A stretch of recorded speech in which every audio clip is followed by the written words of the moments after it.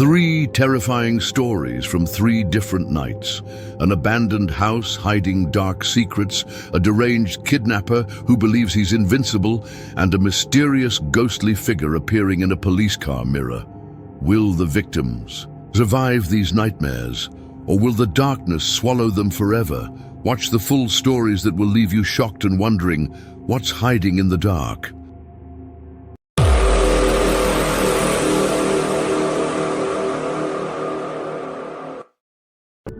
On that cold November night, I was on a night patrol in the city of San Francisco. It was one of those late hours of the night when the city seems to hold on to its deepest secrets, wrapped in the cold fog curling around the streets and old buildings. Silence prevailed, broken occasionally by the howling wind that echoed through the narrow alleys of the city like wandering spirits searching for a way. I was sitting in the car, scanning the radio that buzzed with unimportant news, routine updates from colleagues patrolling other areas. The spaced-out street lamps cast faint shadows, making the road look like a patchwork of pale yellow spots, barely intruding into the surrounding darkness. The fog had engulfed the city, turning everything into a blurred painting of shadows and mysteries. At 2 in the morning, I was driving along a deserted residential street where old houses stood, once full of life, now silent as if burdened with heavy memories. I drove past the derelict house on the corner, standing at a distance from the road. Its features were eroded by time, its windows looked dark, some shattered, and the peeling paint on the wooden walls made the place appear as if it was slowly crumbling in a tragic collapse. But something caught my attention. Through the thick fog, I saw a mysterious shadow standing. In the upper floor window, the shadow appeared motionless, like a statue trapped behind glass, covered in dust and grime. Time seemed to freeze for a moment, and I held my breath, trying to focus, but the vision was blurred. I stepped out of the car, slowly pulled by an irresistible force of curiosity, my eyes fixed on that window. Everything seemed still, but there was something unnatural, a heavy feeling pressing against my chest. Suddenly, a sharp scream shattered the silence, rippling through the air like a cold shock that froze the blood in my veins. The sound came from the house, a human scream filled with raw terror, unlike any animal noise or ordinary city sound. My heart leapt in my chest. What could be happening here? The worst scenarios raced through my mind, a hidden criminal or someone in desperate need of rescue. I grabbed my flashlight, pressed the radio button to report that I was investigating a disturbance, and then made my way toward the cracked walkway leading to the front door. The house loomed over me like a silent giant, with windows that resembled dark eyes staring mercilessly. The front door creaked open under my touch with an eerie ease, as if it had been waiting for someone to enter. A suffocating smell hit me, a blend of old wood, mold, and a strange metallic scent, perhaps rust or something more sinister, the stench of old blood. The darkness was thick, and the beam of my flashlight revealed broken furniture, torn wallpaper, and a thick layer of dust, coating everything like a forgotten shroud of time. Every step I took inside the house echoed deeply, reverberating throughout the empty space, as if the walls whispered their old secrets. The wooden floor creaked underfoot, producing discordant notes that suggested the house was murmuring something ominous. I proceeded cautiously, my heart beating faster as I approached the staircase leading to the second floor. I knew that whatever I was looking for, whatever it was, awaited me there. The staircase was narrow and steep, barely bearing my weight, and with each step upward, the air grew heavier and colder. I reached the top, and there, at the end of the dark hallway, the door to the room where I had seen the shadow was slightly ajar. Moments of hesitation gripped me, but I summoned my courage and stepped forward, pushing it open gently. I shone, my flashlight into the room and saw a sight that nearly froze my blood. A woman sat by the window, bound to a chair with thick ropes, her wrists and ankles tied tightly. Her clothes were torn, her face pale as a ghost, and her eyes wide with indescribable fear. A piece of cloth was tied firmly over her mouth, muffling any sound. Our eyes met, and hers pleaded desperately for help.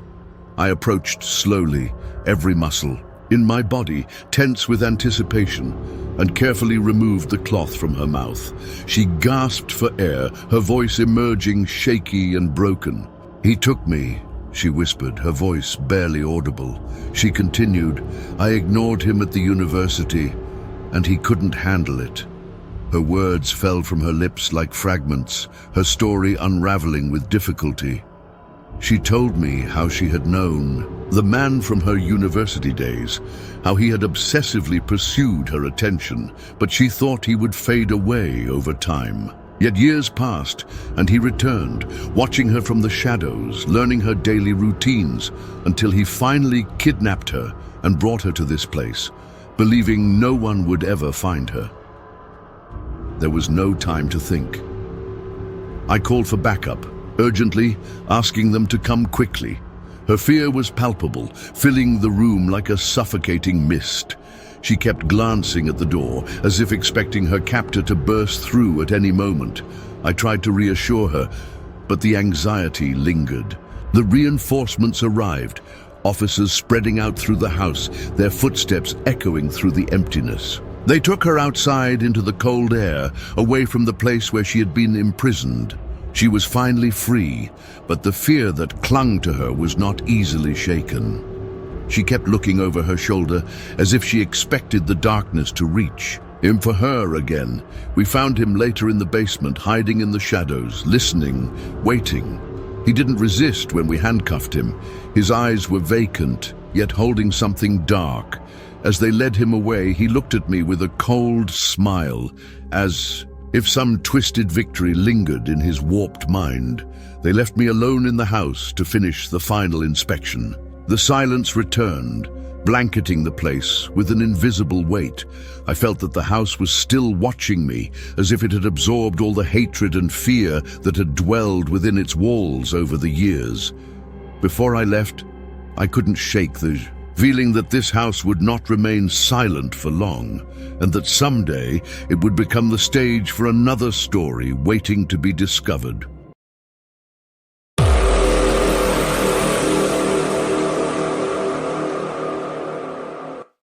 I have served as a police officer in San Diego for over 15 years, dedicating most of those years to the K-9 unit, where I face never-ending challenges and situations that flip every expectation upside down.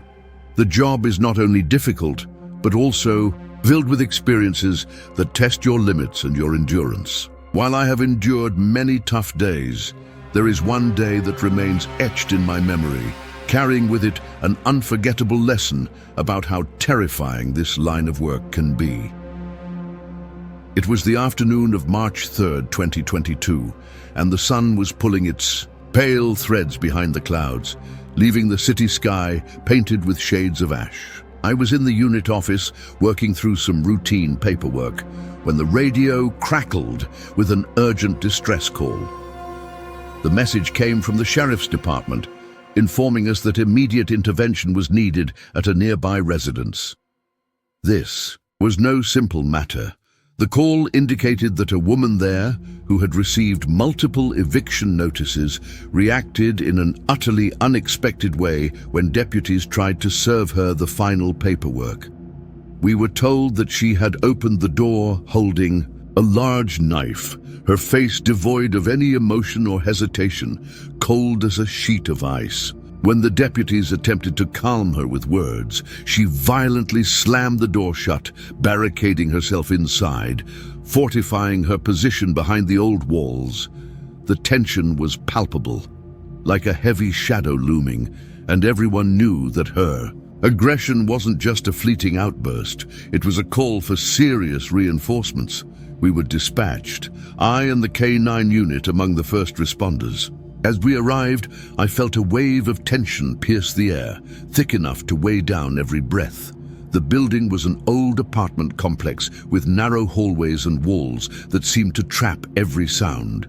Even the whisper of the wind was a caged murmur. I gripped the leash of my dog tightly, feeling his anxiety mirror my own. Two beings attuned to the unseen, ready for whatever would come. We were instructed to wait at the apartment's entrance. The atmosphere was so tense it felt almost tangible.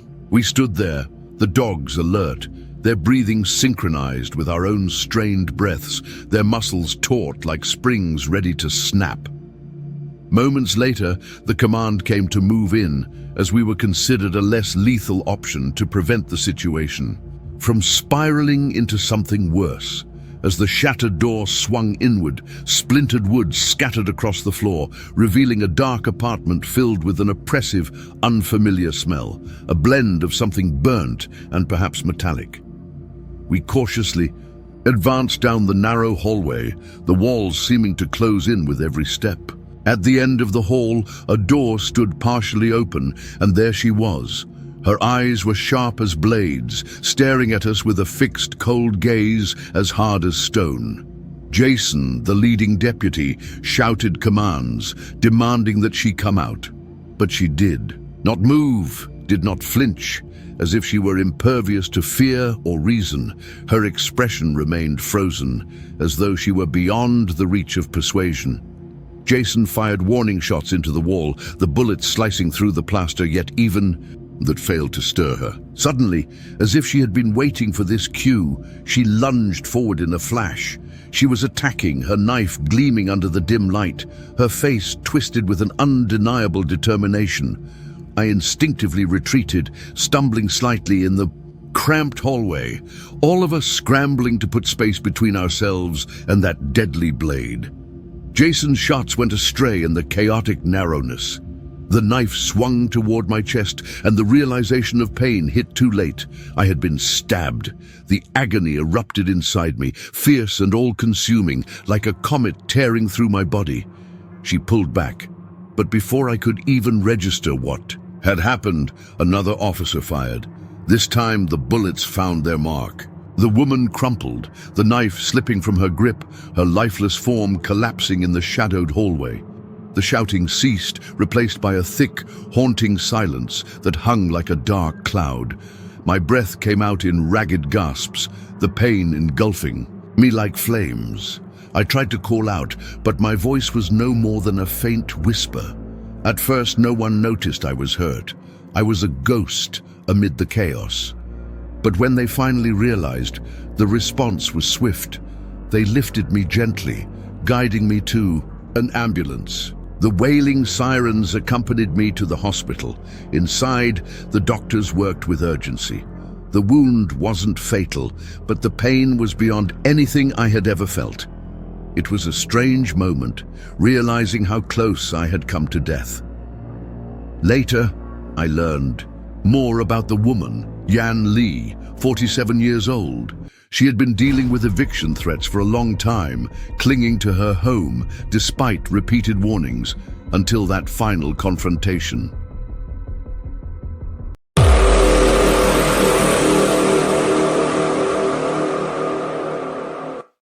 It was a quiet night in late October when silence settled over the small town in Texas. The air felt heavier than usual, carrying that silent weight that creeps in during the early hours of the morning, when noise fades and spirits seem to hide. In the dark corners of deserted streets, as I drove my patrol car through the empty roads, everything seemed wrapped in a blanket of eerie emptiness, with no sound but the faint whisper of the tires on the cold asphalt. Our town was always sleepy after midnight, with little happening except for the occasional bar fights or perhaps a stray animal searching for food.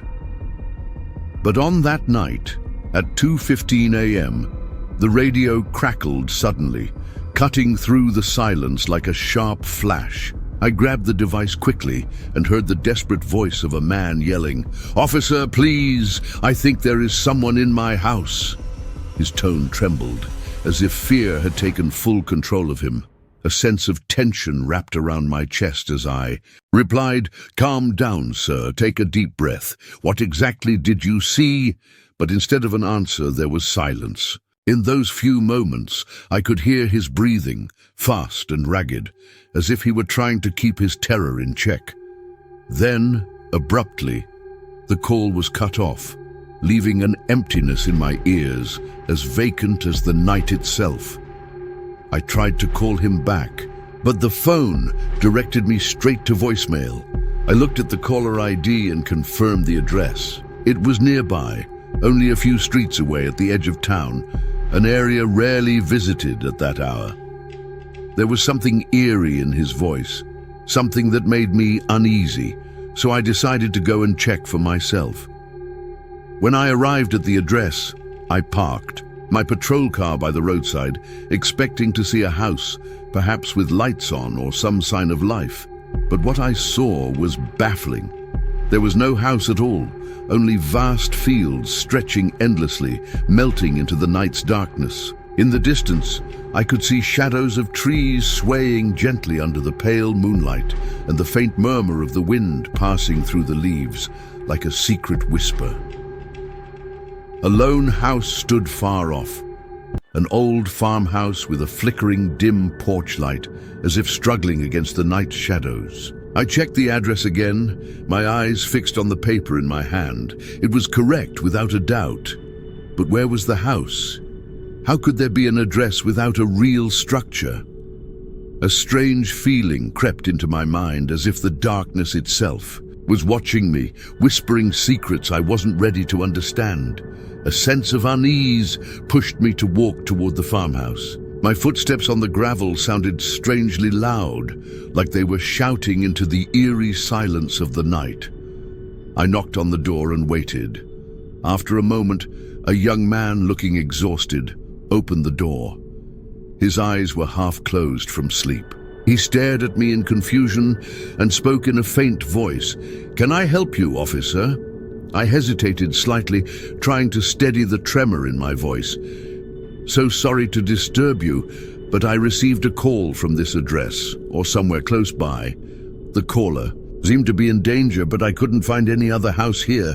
"Do you know if anyone else lives nearby?" He frowned and slowly shook his head, as if my words were a puzzle he couldn't solve. "No, officer, there's no one else for miles. We're alone out here." He paused for a moment, then looked at me with eyes full of concern. "Are you sure you're at the right place?" My confusion turned to frustration. "Yes, I'm sure. Thanks anyway." I walked back to my car, feeling as though the darkness itself was watching me with malevolence. I checked the radio again, trying to call the number, but the result was the same: voicemail. I got into the car, ready to head back to the station and file a report about this strange incident. But as I turned the key in the ignition, I caught a glimpse of something in the rearview mirror. Someone was sitting in the back seat. I couldn't see the details, only a shadowy figure with eyes glinting ominously in the darkness. A cold shock ran through my veins, and my hand slowly reached for the radio to call for help. But before I could speak, I felt a sharp blow to the back of my head. The pain exploded behind my eyes, and darkness engulfed me deeper than the night itself. I woke up in a hospital, the bright light stinging my eyes. My head throbbed with pain, every heartbeat pounding against my forehead like a hammer. I tried to sit up, but a nurse approached, gently pressing me back down. "Take it easy, officer. It's been a rough night." I looked around, searching for answers in the fog that clouded my memory. I remembered the call, the empty field, the person in my car. Was it all a dream? But the pain in my head told me it had been real. A group of fellow officers entered, their faces a mixture of relief and worry. One of them said, "We found you unconscious in your patrol car near that old farmhouse. There was no one else, just you, slumped over the wheel." I whispered, barely able to make my voice heard. "What about the person in the back seat? Did you see them?" They exchanged anxious glances, and one of them shook his head. "There was no one else. We searched the entire area. We even asked the farm residents, but they hadn't seen anyone strange." I leaned my head back on the pillow, feeling a chill run through my veins. I had seen him. I knew I had. But they didn't argue with me. Though I could see in their eyes they didn't believe me. And maybe, deep down, I wasn't sure of myself anymore. His features were fading from my memory, like trying to hold on to smoke slipping through my fingers. In the days that followed, I tried to convince myself it had all been a hallucination, a trick of an exhausted mind. But every time I closed my eyes, I could see that shadow, those glowing eyes watching me from the mirror. When I later searched for the address, I found out there had never been any record of a house there. No phone number registered to that location, just an abandoned piece of land, forgotten by time decades ago. I returned to that place a few times, as if chasing ghosts from my memory. But each time, the field was silent, the road empty, as if the night had swallowed all its secrets. If these stories sent chills down your spine, make sure to hit the like button and subscribe so you don't miss our upcoming spooky uploads. Share this video with your thrill-seeking friends. If you have a strange or eerie gas station story, please email me. I'd love to feature your story in a future video. Stay safe out there and trust your instincts when something feels off. Thank you so much for watching, and I'll see you in the next chilling video.